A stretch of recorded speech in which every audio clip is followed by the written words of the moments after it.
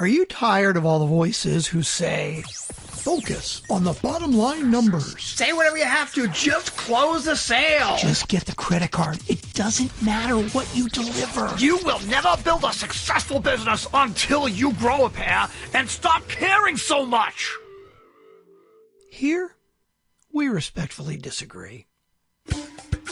We give you permission to embrace who you are, how much you care, and encourage you to design a business that works for you and your clients.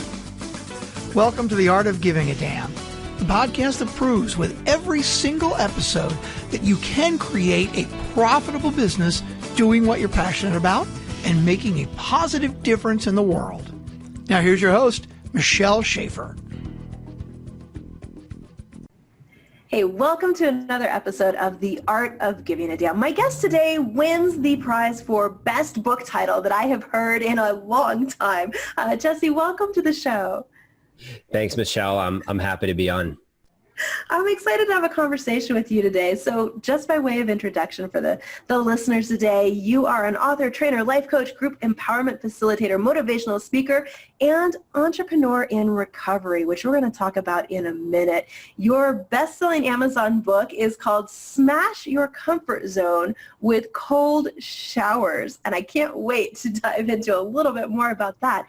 You're the founder of Entrepreneurs in Recovery, a platform that empowers people in addiction recovery to reach their full potential. You work with communities, addiction treatment centers, and programs all over the U.S. where you train and facilitate your workshops. So welcome to the show. I can't wait to dive in. Yeah, so let's start with the book because that title just grabbed my attention when I saw it. I had to go take a look at it. Tell me a little bit about what it's about and what inspired you to write that.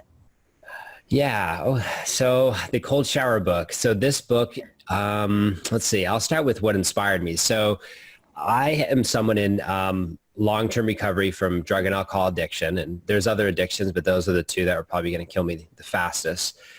So at like 10 years in recovery from drugs and alcohol, I was still battling this.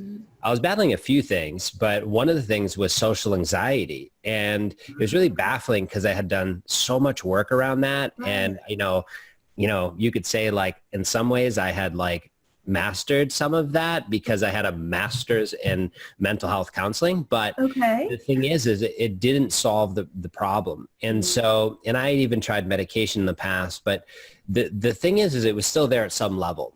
And it wasn't like destroying, like it wasn't a daily occurrence, but it was there enough that it was a lot. It was happening a lot. So a friend of mine, long story short, a friend of mine came into my home one day and he said, "Hey, you need to start taking cold showers." And that's like the first thing he said when he walked in the door.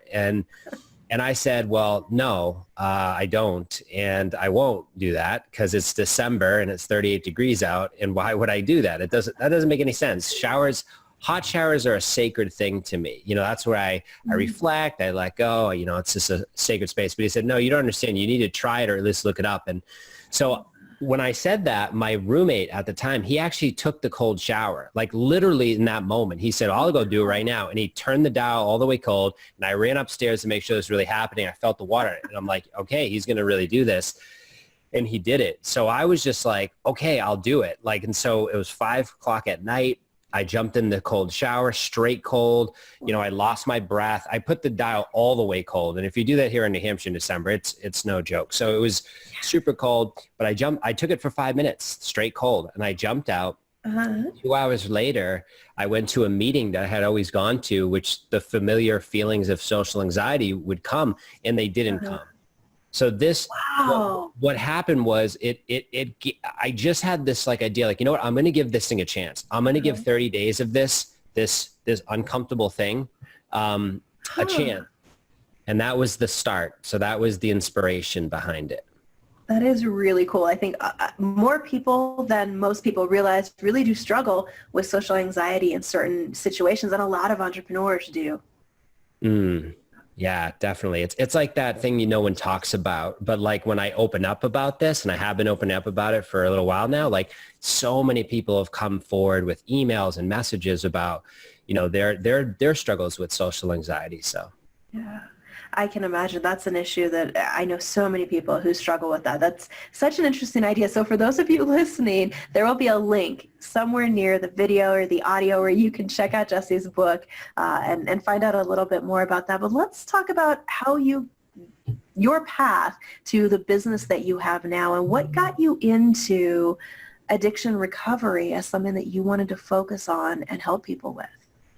Yeah, so I was someone who worked in a corporate environment, and I worked in this environment for many years, probably 14 years, and I did really well. I was in sales, and I just thrived in that environment. I like working with people, and so I worked really well. And in time, what happened was I started to get exposed to entrepreneurs. And it was really interesting. Like what happened is I read a book, like I'd read a book and it was about this author. And then I wanted to know more about the author. And then I would attend his event and then I would talk to him. Okay. And it turns out most of the people at the event were entrepreneurs. And I'm like, what is this whole thing about entrepreneurship? And what happened was the seed just started getting planted. And this was a few years ago. And I was like, well, I'm on my path here with my corporate job. So that's cool about entrepreneurship, but I'm on my way up. I'm moving up the ladder here. And what happened was eventually, like, I landed the dream job. I literally hit the job I'd worked 13 years to get. And what happened was when I got in that job, I thought that was going to bring me happiness. I literally thought that was going to deliver, because it was a double in my, it was a double in my pay, doubling my pay. But that didn't do it, and the job itself didn't do it. Like, I still felt empty and inside, and I'm like, this is crazy. And for the amount of effort you have to put in to make that work, that job really to thrive, I was like, man, is this really what I want to do? And I started to give a greater thought towards entrepreneurship, and that's when I set a date of like, hey, you know what? I'm going to leave my job and I'm going to be my own boss, and that's what ended up happening in 2017. I love that you actually set a date for it and gave yourself that goal of here's when it's happening. Yeah, I set an exact date. So in March of 2017, I wrote on a goal card. It was, and it's like, what the heck is a goal card? But there's actually this card someone handed me that was where you write your biggest goal of the year on it. And I wrote, leave my 9-to-5 job, be my own boss, August 30th, 2017. Wow. I did not have a business. I didn't have a product. I didn't have a business. I had no name. I just trusted that there's something here. And I'm someone who trusts, I just really, really trust my gut feelings and my intuition. And so I said, I know this is a possibility. I'll figure it out. I just wrote it down. And within a month, the name Entrepreneurs in Recovery came to me. So, and then I mind mapped what that business would look like. That is fantastic. So what brought that inspiration to you that you were going to go into the recovery piece of things for entrepreneurs? I know some of it's your personal story. Yeah, it's really because I've talked to hundreds of people, and a lot of people are doing a few things in recovery, but they're still stuck. They still lack direction, and they're not in a good place. They're 7 years in recovery from addiction, but they're not happy. They're stuck.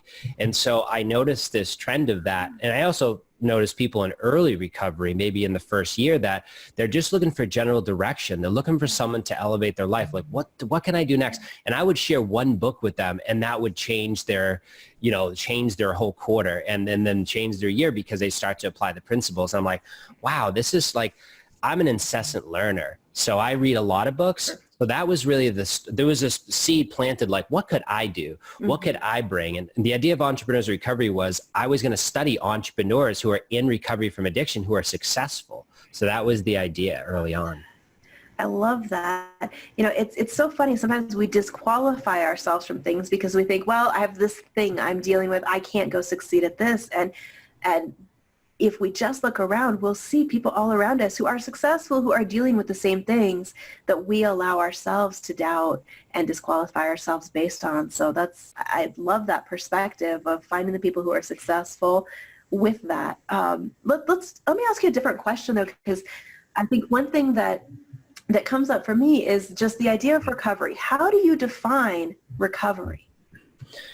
Yeah, it's a great question. So the beautiful thing about recovery is everyone has their own definition of it. So there is no right or wrong way for recovery. Recovery is a total holistic approach. It's a holistic approach. It's what works for you. You know, for some people, it might be attending a 12-step group, and that's their recovery. And by doing that and helping others, that's what they do. For others, it could be literally meditation and yoga. Like that's how they stay in recovery, is they practice meditation twice a day. They do yoga twice a day. That's their practice. For others, it could be a whole plant-based journey that helped them to get to that place of enlightenment, that helped them to get there. So recovery is to each his own. You know, for me, my recovery looked a certain way 13 years ago. It looked a certain way 5 years ago, and today it looks even different. Some of the original principles and things I do are still there, but it keeps evolving and expanding because I keep evolving and expanding as a person in long-term recovery.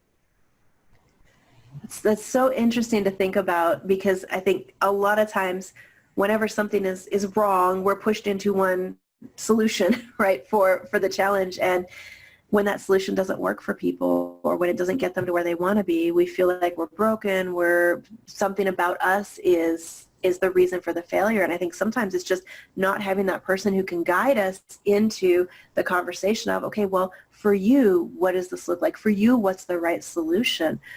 So I'm sure that's got to be an interesting conversation to have with clients when they come in and share with you where they're at. And you're like, oh, there's this whole world of options for you. Absolutely. There's not one way to do this. And that's really just honoring the person. That's just honoring humans in general. Like, we're all very diverse, and we all have our own experiences and traumas and pain and different things that we went through. So I can't say, hey, just do this. This is going to be the right path for you. I have no idea what that person's been through. So I really just, you know, one of the things I stress is like, hey, you know, maybe there's one of these 10 things might help you. And why don't you start to look at each one, even if it's just for like a 5-minute version of it. Maybe try 5 minutes of meditation a day. Maybe try some yoga, and because there's free YouTube videos on how to do yoga now. You don't even have to pay money for this stuff. Everything's on YouTube. and maybe it's attending a 12-step group. That's free as well. So there's ways to explore this and to see what works for you. And, you know, like I said, today my recovery looks a lot different than it did before. But one of the things I'm doing is I'm actually piecing together in a book I'm actually writing now of the ways I did it. And you know what? I want to encourage other people to write those books as well, so we know how you did it. But I'm putting together a bunch of habits and different things I did in this book that I'm going to release this year, and to really show people what I did, and just to see my journey of going from survival mode and addiction to thriving and to really living a life of purpose and service.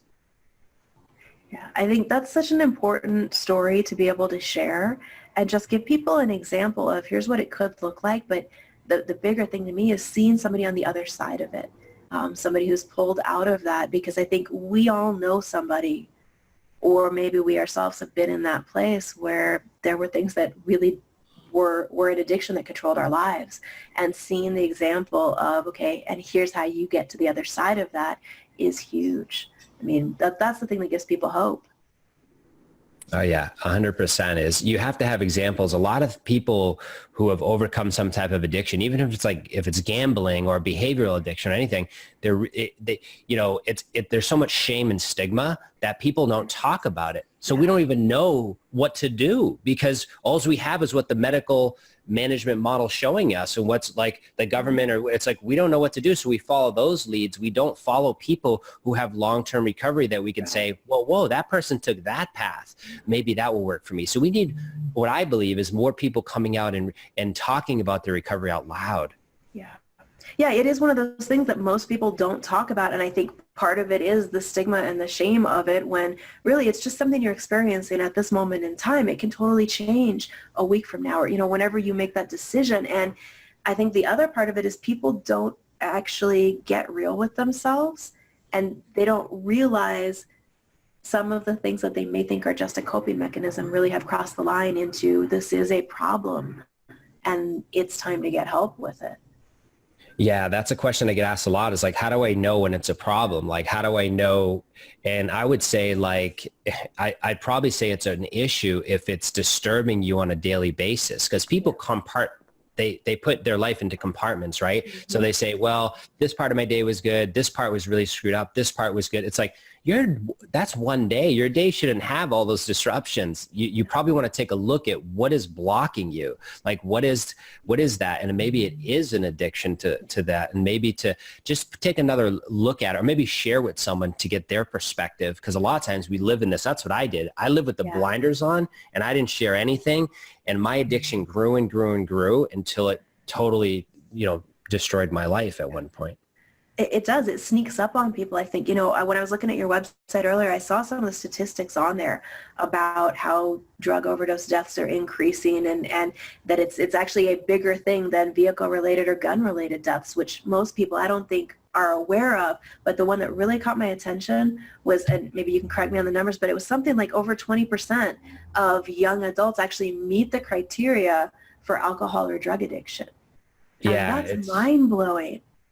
Yeah, that's what I'm really like. When I set out to do this work, I had a certain vision, but now that I've been into it on my own as an entrepreneur since I left the job, I'm like, wow, I'm really opening my eyes to the young people. Like the young people it's scary. We're in a scary place right now. It's, if you look at some of the numbers, a recent number is only 7% of 18 to 25-year-olds actually sought help for addiction. Only 7%. Imagine if that was something like cancer or something like another, that would be outrageous. That would never happen. And we only have 7% that are actually finding treatment and help.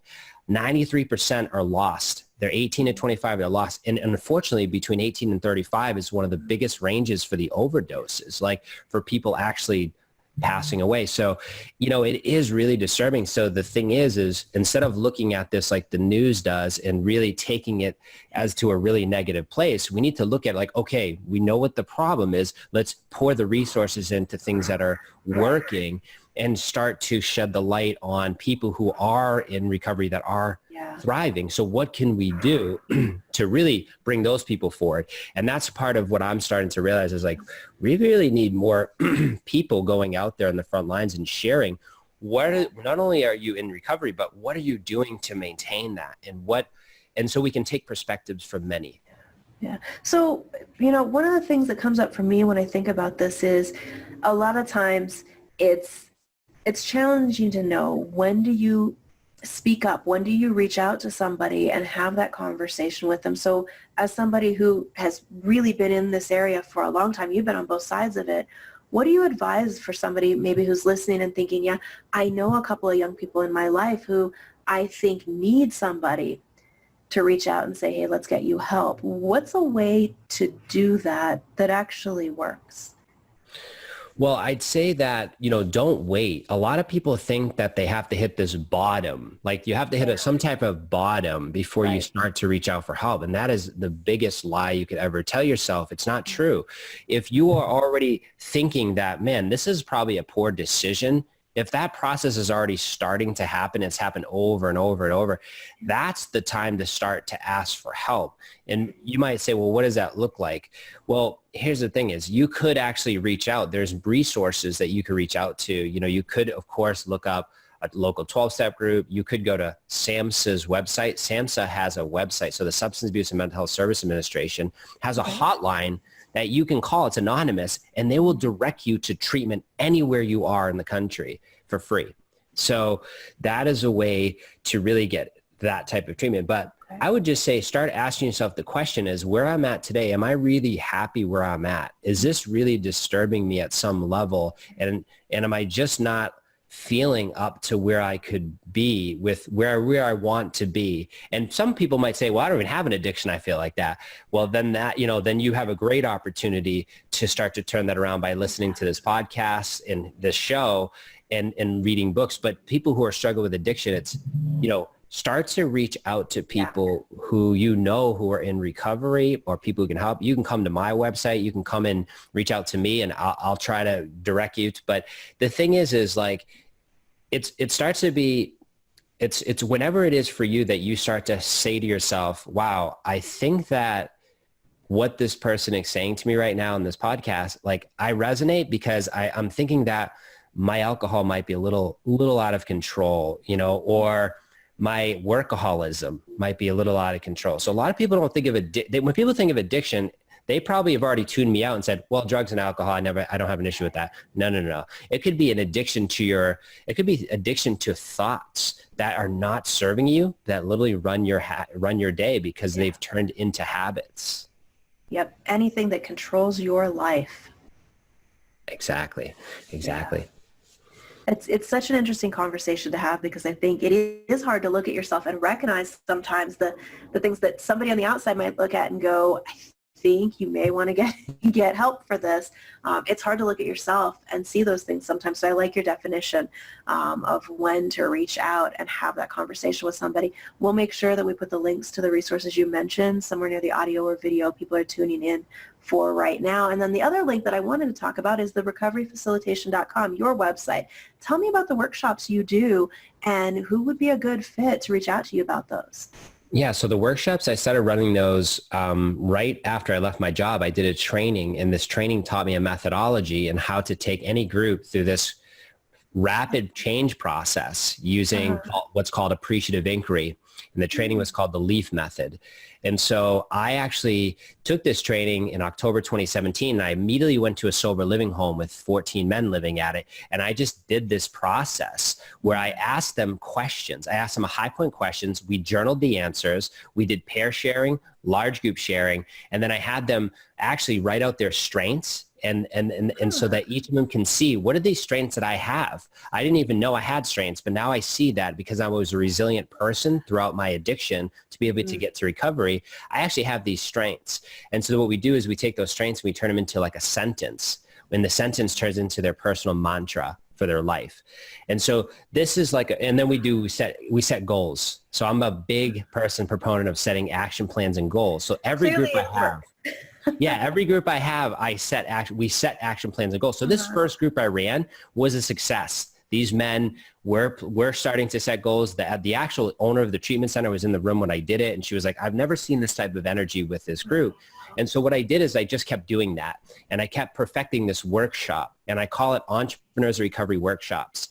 And so what they are, they're really these workshops to take a group that might be at a sober living home or might be in treatment or might be outside of treatment. It could be any group, but taken through this transformational process of tapping into their highest strengths, to set action plans and goals, to create a vision for their life, to find meaningful work, to, all these things that are really necessary for recovery but also for just living a better life. Like, how do I build meaningful relationships? How do I find meaningful work? How do I tap into my highest strengths? How do I set goals? I teach that in these workshops. And so recoveryfacilitation.com is actually me training people, trainers, people who run groups, people who are recovery coaches, anyone really who wants to serve a group of people through these workshops. So I'm training people through the process now. It went from me doing it to me now training and doing it. I love that. That is such a different approach than most recovery programs take. Yeah, I mean, so it's not like, so my approach, you still need, if someone's really struggling with heroin addiction, like they have to come through and detox, and they have to come through and have that experience and even find treatment, that's going to work for them. So my groups, you might actually find my group at a treatment center, but it's really when you're coming out of that as well. It's like, what do I do now? I don't have direction. There's no like roadmap after treatment of like, here's what I'm going to do with my life. So these workshops provide some of that roadmap to where they can go next. And, that's really what I'm most excited about is to teach recovery coping tools that were so important for me and my friends who are in long-term recovery. Because that's where all this comes from, is my experience and studying hundreds and hundreds of people, if not thousands, in recovery. Yeah, I can imagine that's got to be a powerful thing to be able to look across all of those experiences and go, okay, here's the common things that actually worked for people. Yeah, and there's some universal things that just work. And that's what my groups are. They're really like universal things. Like I don't have one particular thing. Like one of it is, like I said, like finding meaningful work. I think every person alive would like to find meaningful work. So that's a relevant topic in a workshop. Right. Or building resilience in recovery. So that might just mean building resilience in your life. And I think that's really important. And another one is really, it's called Focus on Your Recovery. Whatever you put before your recovery, and this could be from anything that you're addicted to, you're going to lose it, whatever you put in front of it, because if that addiction comes back and you relapse into it, you're going to lose everything you put before it. So keep the recovery first, whatever definition you have, put it first. And I have a group that actually teaches you how to do that. And that's, so all the stuff is like, it's like relevant stuff for anyone. It's kind of like one of those things. So. Yeah, I love that. It's really a, what do you do next to create the life you want? Exactly. Awesome. That's awesome. Well, thank you so much for coming on and sharing what your story has been, what you're up to in the world. I think it's such an important topic for people to have those conversations about, even if they're uncomfortable, even if, you know, the only way to change the stigma is to actually go out and talk about it more and have people realize that this is just like anything else people go through. It's a experience that's part of the human journey, and it's something that we can help each other with if we have the conversations and connect people with the right resources. 100%. Said it great. Awesome. All right. So for those of you listening today, if you or somebody you know is going through that process of recovery, check out Jesse's website. You can find it at recoveryfacilitation.com and see if maybe something like this is exactly what you or your loved ones have been looking for to take that next step and figure out where to go from here. Jesse, thank you so much for being on the show today. Thanks, Michelle. Thanks so much. There will be links near here to recoveryfacilitation.com as well as your book, which I'm excited to dive the rest of the way into and see a little bit more about the social anxiety piece of things and maybe get brave enough to try some cold showers. Appreciate your time. And for everybody listening, thank you for tuning in today. Please rate, review, and subscribe to the show. And we'll see you back again soon for another episode.